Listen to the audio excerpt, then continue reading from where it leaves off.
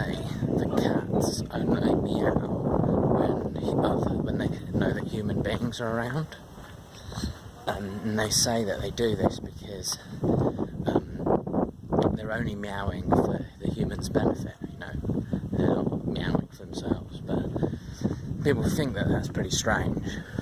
But you could also think about it in this way, that cats probably think that humans only meow when cats are around. You could have like a sort of baboon section. You wouldn't have to take up a whole aisle for it. It could be sort of, I don't know, next to the veggie burgers, or just actively not touch anything with your hands.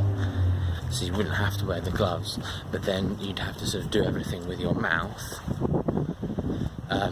But I could imagine a kind of tool, not unlike a sort of litter picker, but instead of being controlled with your hands, you sort of have it in between your teeth, like you're biting the end of it.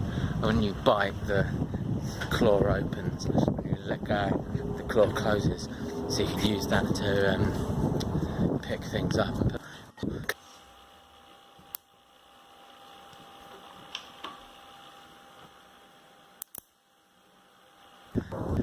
Pipes say that masturbation is really good for you, it's healthy, really good for you, but when you go to the doctor never sort of checks how much you've been doing it, and like advises maybe you should do it a bit more.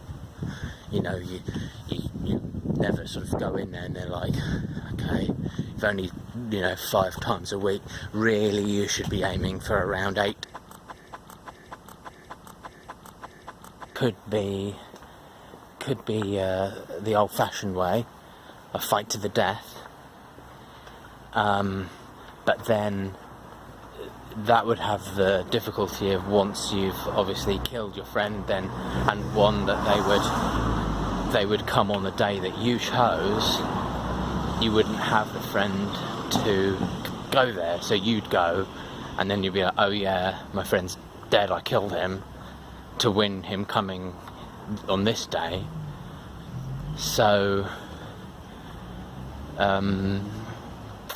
you might think that was pointless, but it would be the principle that would count, really. Is this a dream?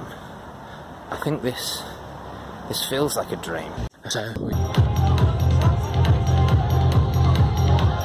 the thing about that is it's sort of less impressive because of all the times you've gone through the process of attempting to train the animal. I think it'd be far more impressive if it was done with an animal you'd only just met. You know, if you tell a dog to sit and it sits, but you know that it will because you've made it do that 1,000 times and given it treats and punished it when it didn't, and blah blah blah, it's not very impressive. But if you go up to a random dog, a wild dog, and you say sit, and the dog sits, that's a pretty impressive. It's gonna be in my YouTube video. There's probably phobias of pretty much anything you could imagine. So I'd have to say, I'd imagine the worst phobia that you could have would be a phobia of yourself. Maybe something like a phobia of your own hands. I mean, every time you saw your own hands, you would do nothing but sort of shriek and try and hide them.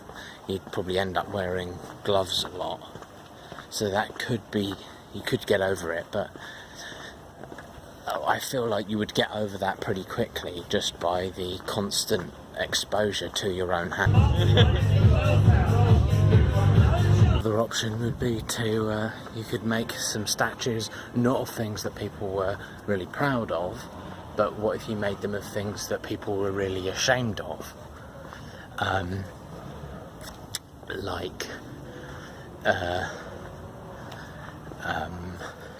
When people's nudes get leaked, for example, or like when what's that, To Catch a Predator, when the person sits down and they have a list of their texts.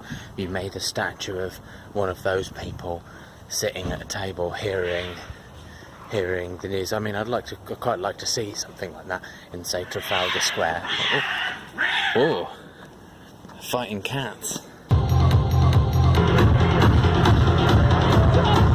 I became aware that the sort of ceiling, geometric patterns in the ceiling were very similar to the kind of thing that you might paint on the floor during an occult ritual. And the people dancing were like taking part in this ritual that was being overseen by a group of grey aliens who are actually fairies, because they're sort of the same thing. And as they filled the room with smoke, this sort of became a three-dimensional geometric portal, and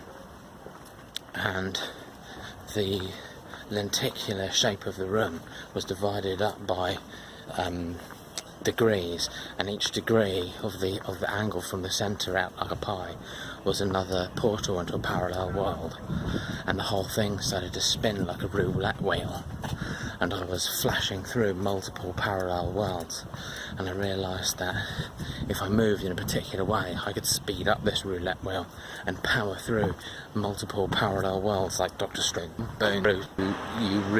There was a statue that you really liked and you were proud of, therefore you might want to make a statue of that statue to remember the feeling you got when you looked at the statue.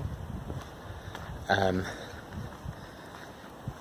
then obviously nothing would stop people from looking at the first statue and just imagining that was the second statue that was about getting the feeling from the first statue. So you'd probably have to get some kind of tarp and lay that over the first